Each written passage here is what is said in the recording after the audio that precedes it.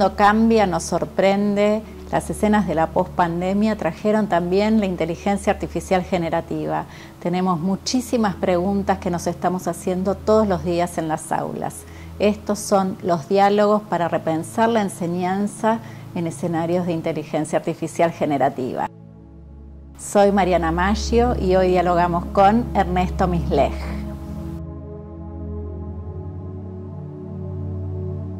Ernesto, sos uno de los especialistas de este país en temas de inteligencia artificial. Hace creo que 2 años te consulté por algo que quería resolver con inteligencia artificial generativa y me dijiste, Mariana, no se puede, pero espera unos meses que se va a poder. Entonces, esta mirada de anticipación tan valiosa de un experto me trae a una primera pregunta que tiene que ver con ¿qué nos pasó en estos últimos 2 años y qué podemos esperar en lo que viene?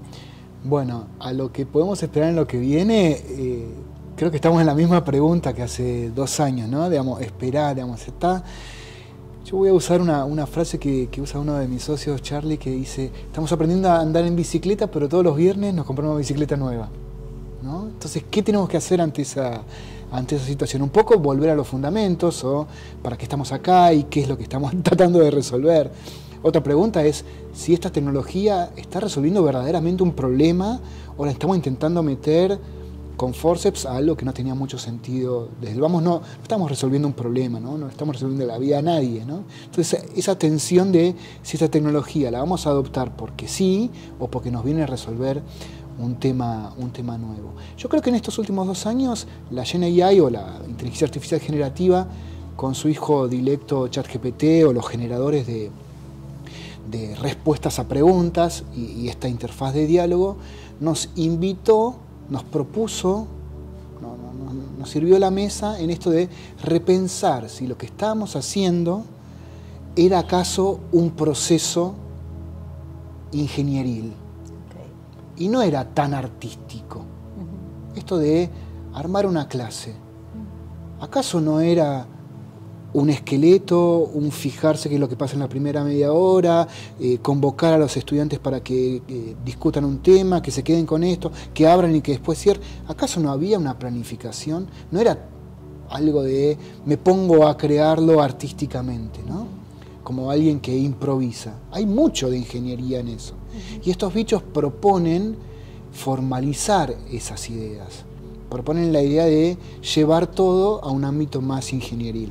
Y eso los científicos de la computación medio es como nuestro pan de cada día, observar procesos e identificar regularidades como para decir, bueno, en este proceso podemos poner un hito de control acá, medir acá, poner que el flujo de información viaje por acá, simplificarla, modelarla, eso es lo que hacemos todos los días. Claro. Y estos bichos trajeron eso y lo masificaron a todo el mundo, ¿no? Quiero saber, en esta perspectiva tuya de especialista, ¿cómo entró esto en tu vida y en tu cotidianeidad? Una de las grandes preguntas, ¿está haciendo que trabajes de otra manera? Y en todo caso, ¿cuál es la parte ingenieril que se puede resolver con inteligencia artificial? ¿Y qué te queda a vos? ¿Cuál es la que no resuelve ni va a resolver? Bueno, vayamos al ámbito docente, ¿no? Yo, además de trabajar en 7 Puentes y ser quien lidera el equipo de ciencia e ingeniería de datos de un equipo de una consultora informática, soy profesor en la universidad, dicto materias y tópicos referentes a este tema, ¿no? En el armado de las clases traigo ideas, muchas veces ideas que me inspiro de otros cursos, de otros libros, de otros referentes, de otros colegas. Compongo la mirada de cómo se lo doy a mi audiencia, a mi público en especial, ¿no? En el armado del contenido estoy siendo asistido con una inteligencia artificial y ya forma parte de mi dinámica de crear, si querés, de co-crear con un asistente virtual, ¿no? Que me hace preguntas de quién es tu audiencia, qué habilidades tiene al llegar hasta donde estás, qué sabe hasta ahora, qué pretendes que sepa después. Un montón de preguntas que guían el armado de ese contenido. En muchos casos, la ejemplificación se la doy a este asistente para que la readapte a las habilidades de esa audiencia. Voy a dar un curso para especialistas en oil and gas, en el sector petrolero. Bueno, las ejemplificaciones que hago, las hago con máquinas de ese sector o con modelos que tienen que ver con detección de anomalías de un perforador, qué sé yo. Y si lo doy para médicos, detección de anomalías en, no sé... diagnóstico. ¿no? Entonces hay algo ahí, como que la adaptación a los públicos, se lo puedo delegar a este asistente. La traducción, el resumen. Uy, mira, esta clase, en vez de pensarla para 2 horas, la necesito pensar para 1 hora y media. Bueno, esto es lo más relevante, esto es lo que no. Una pregunta como totalmente genuina. Sí. ¿Esto se te volvió cotidiano? Sí. No, o sea, ¿ya no prepararías un curso, por ejemplo, sin acudir a esta ayuda? Me invitó a decir, la preparación de las clases requiere pensar y planificarlas de esta estrategia. Antes podía ir al toro y decir, en el camino voy a adaptar estas ideas, la voy a hacer. Y ahora me animo a decir, bueno, si yo siempre hago el chiste, ¿no? Los cursos del MIT o de Stanford son cursos espectaculares, bien armados, bien coherentes, robustos. Cuando te fijas los créditos, hay un equipo de como 30 personas trabajando en el armado de ese material. Bueno, ni en la Universidad de Buenos Aires, ni en San Andrés, ni en yo somos 30, somos 2, 1, 1 y medio. Bueno, ¿cómo lograr esa efectividad? Entonces, yo fantaseo con la idea de, bueno, el docente es el director, el que plantea la visión, 3 profesores adjuntos que van modelando las mejores estrategias, un montón de pasantes y estrategas, hasta que llega el armado de todo el material. Bueno, reproducir mi fantasía de armado de cursos espectaculares con asistentes virtuales. Wow. ¿No? Hay algo que te preocupa claramente en términos educativos y vos dijiste públicamente, sí, los docentes nos tenemos que parar frente a este fenómeno con un sentido crítico, no tomar las cosas como dadas. Sí. ¿Qué sería no tomar esto como dado? ¿Qué requiere en términos de ejercicio reflexivo de nuestra parte no tomar como dado? ¿Qué tenemos que saber? Bueno, los docentes y los alumnos también, ¿no? Hay algo ahí que seguramente vos me vas a entender y todos quienes nos enfrentamos a alguna carrera o a algún estudio, había materias que nos gustaban, había materias que no, había materias que las queríamos zafar. ¿Y qué hicimos en esas materias? ¿Aprendimos o aprendimos a aprobar? Hay un doble juego, medio impostor, medio ilusionista, medio falsificador de obra de arte, que es, ¿qué aprendo yo en este momento? Aprendo a aprobar, aprendo a contestar para que un evaluador sepa o engañarlo, para que aprenda, digamos, para que se dé cuenta de que yo sé un tema, pero en realidad yo lo que sé es cómo engañarlo a él. Un doble juego, una especie de doble clics locos que aparecen de, ¿qué sabes del tema o sabes para que otro, saber engañar, ¿no? Chamullar, para que otro lleve, ¿no? Y estas herramientas juegan mucho en ese lugar, en tratar de simular que vos sabés. Y me planto a lo primero que te dije, ¿no? ¿En qué materias vos querías zafarlas? En las que no te importaba. En las que, qué sé yo, ¿por qué me pusieron esta materia? Discutías, qué sé yo. Las que no le tenés pasión, las que no hay algo interior tuyo que decís, la quiero romper con esto. No, la quiero zafar. Y estas herramientas te proponen, te tiran ahí al alcance de la mano la idea de zafarla. Okay. Vos vas a aprender la forma para engañar a alguien que te va a evaluar. Superficie, ¿no? Superficie. Y en eso, bueno, después las discusiones es un buen falsificador de obras de arte. ¿Es un artista o no? Bueno, adquirió una gran técnica. Sí.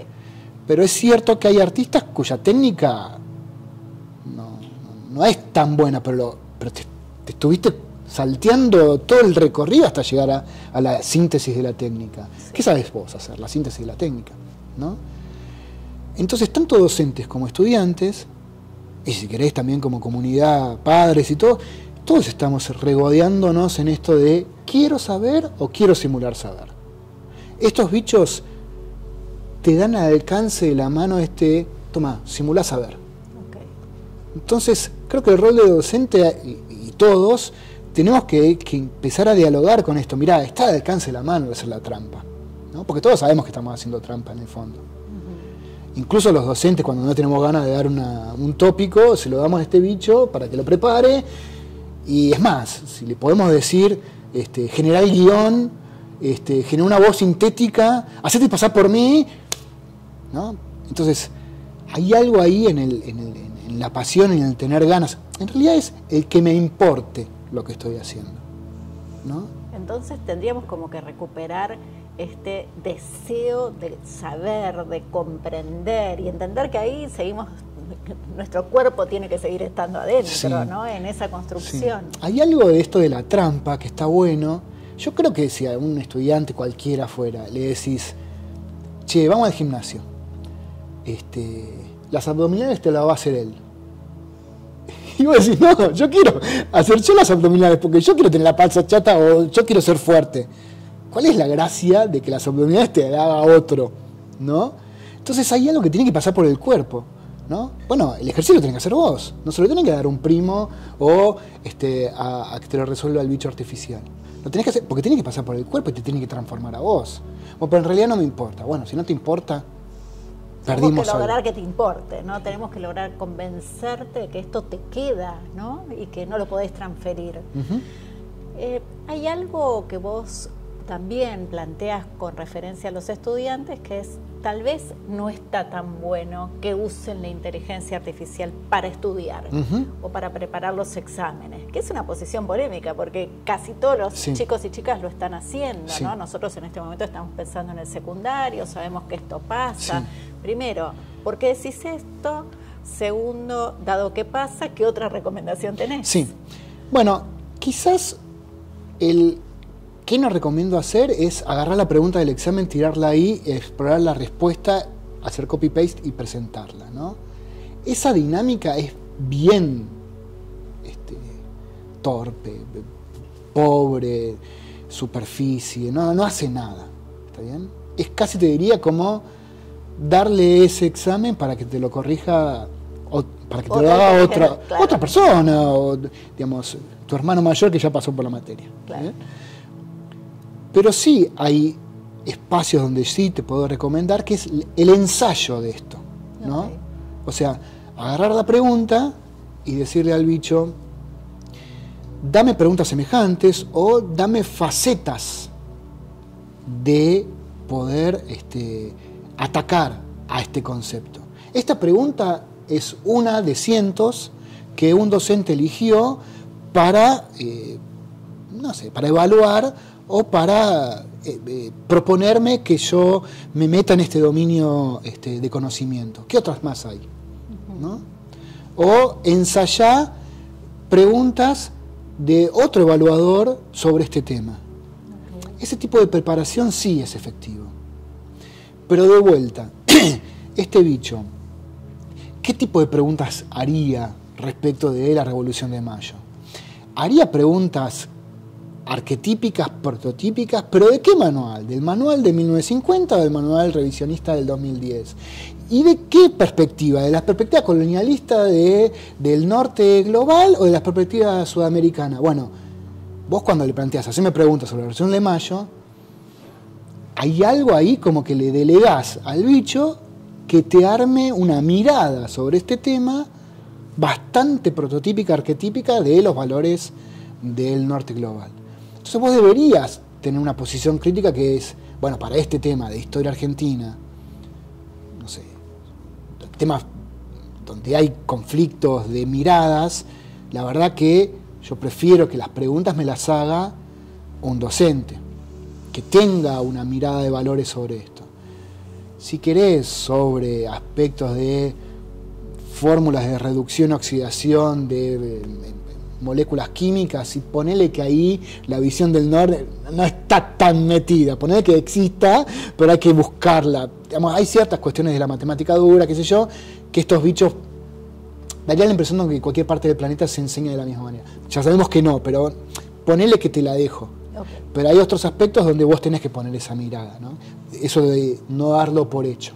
No dar por hecho, nos estamos quedando con esto, ¿no? No dar por hecho, poder desarmar cosas que parece que nos vienen dadas muy fácil, y que entonces te escucho, Ernesto, y el mismo ejercicio de poner eso en tensión es profundamente educativo, ¿no? Es como si en esta escena esto nos pusiera frente a ciertas tensiones que, si las reconocemos, las abordamos y vamos a desarmarlas, eso mismo es un gran proceso de aprendizaje. Totalmente. Pero requiere interactuar, ¿no? Requiere interactuar, no requiere dejarla pasar y decir, bueno, hagan lo que quieran, no sí. Lo hago, requiere meterse, sí. Explorar, experimentar. Sí.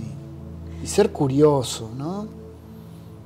Hay algo que me adelanto quizás un poco a lo que me querría preguntar ahora, ¿no? Que es, hay algo de la enseñanza de la ciencia de la computación o del pensamiento computacional que no es hacer programas y saber la sintaxis de, voy a hablar en mi gremio, ¿no? En Python o en SQL o en formas de acceder a las bases de datos y qué sé yo, sino es cómo modelás ese proceso. Y en el modelado es, bueno, cómo especificar los robots, los lenguajes de programación, las computadoras. Vos interactúas mediante un set de instrucciones, un conjunto de instrucciones precisas. En ese entender que la máquina entiende ciertas cosas y no la totalidad, hay mucho de cómo conceptualizo el mundo exterior en algo que entienda este bicho. En esa práctica se modelan un montón de aptitudes. O sea, yo tengo que enseñarle, yo tengo que aprender a hablar con un bicho que no entiende todo. No entiende las ambigüedades, no entiende las complejidades, no entiende la ironía. Ahora estos bichos entienden el lenguaje, pero no entiende que particularidades del mundo físico. Y siempre, por más que cada año sean más expresivos, siempre hay límites en el lenguaje. Siempre hay límites en las especificaciones de las instrucciones, en el modelado. Entonces hay algo ahí como que enseñar eso es, si querés, enseñar a dialogar con otros. Qué interesante, ¿no? Como idea. Ahora, pareciera que la cosa todavía se está volviendo más compleja, porque en este último tiempo, además de escuchar hablar de la inteligencia artificial, etcétera, etcétera, aparece la idea de multiagentes. ¿Qué son los multiagentes y a dónde nos pueden llevar en términos de educación? ¿Hay algo que los multiagentes puedan traer a esta escena que estás interpretando también? Primero, ¿qué son, no? Bueno, dos y media cosas. Los agentes es una manera de modelar el comportamiento de una componente informática, pero a la cual vos le das como ciertos atributos de personalidad. Okay. Entonces vos podrías... Un tutor. Un tutor es un agente, pero a su vez vos le podrías decir un tutor que favorezca la exploración. Okay. Y podés tener otro que sea un tutor que favorezca la síntesis. Y otro que diga un tutor que favorezca la compilación de todo lo aprendido en un formato que me lo aprueben en la aplicación de una beca. O sea que tenés como la posibilidad de modelar distintos enfoques, encuadres sobre una problemática, ¿no? El otro día discutía esto con una colega, ¿no? Le decía, imagínate que tenés 30 minutos para hablar en la ONU. Tu oportunidad para que tus ideas las escuche la ONU. ¿No te gustaría tener un equipo de 30 personas para que uno castigue o interpele tu discurso desde una mirada, perspectiva de género, otro de cuestiones de una idea latinoamericanista, otro de una cuestión de, no, yo quiero aliarme con esta mirada occidental, pero yo quiero plantear que la educación pública es importante. No sé, ¿no te gustaría tener un equipo que, no sé, challenge ese trabajo de múltiples miradas? Bueno, un poco la propuesta de los multiagentes es una tarea en particular siendo interpelada por modelos matemáticos computacionales de inteligencia artificial generativa que cada uno tenga como un cierto recorte. Y los multiagentes, a su vez, pueden conversar entre sí y hacer acuerdos y priorizarse. Se relacionan entre ellos. Sí, un agente puede ser el que modere, un agente puede ser el que gestione una especie de votación por mayoría o por consenso. Reproduce las lógicas de un comité de expertos y no tan expertos, ¿no? Como si fuese una reunión de consorcio donde cada quien tiene su mirada y hay alguno que oficia de moderador. Y moderador y a veces tácticas de dinámicas de gestión de grupo, ¿no? ¿Uno puede hacerse su propio agente con su propio sabor de una Sí. manera sencilla, siendo un docente de la provincia de Buenos Aires? Bueno, ahora que lo traes, estaría muy bueno eso. Por dos cosas. Para así el propio docente aprende de las limitaciones y de las características de la inteligencia artificial generativa, eso podría ser una gran práctica. La otra, para que el propio docente diga, bueno, quiero tener 3 miradas sobre un mismo aspecto, ¿no? El yo joven, entusiasta y querer cambiar el mundo, el yo apurado, que quiero compilar y poder resolver, y el yo cuando fui a hacer un intercambio a Tokio. Entonces el propio docente podría tener distintas miradas para acercar a un problema dado. Y eso claramente es superador que solamente pensarlo una sola vez e ir al toro con algún tema, ¿sí? Ernesto, sos especialista en estos temas, claramente, sos docente, sos papá, sos ciudadano. Con esta perspectiva que en muchos casos tiene que ver con la aceleración y que a veces nos desborda, pero que nos lleva a seguir pensando en términos de derecho, ¿cuál es tu sueño para la educación? Bueno, yo creo que el principal rol de los maestros, tutores, es tratar de conectar con esa chispa de pasión de cada persona a la cual se cruzan, ¿no? Poder,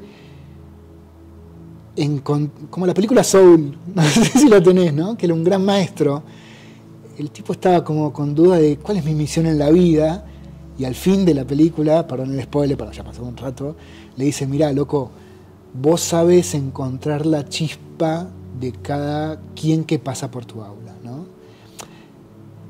Entonces, la posibilidad de encontrar eso y acercarle a cada pibe piba una manera de potenciar eso, que puede aparecer en un momento, puede cambiar en otro momento.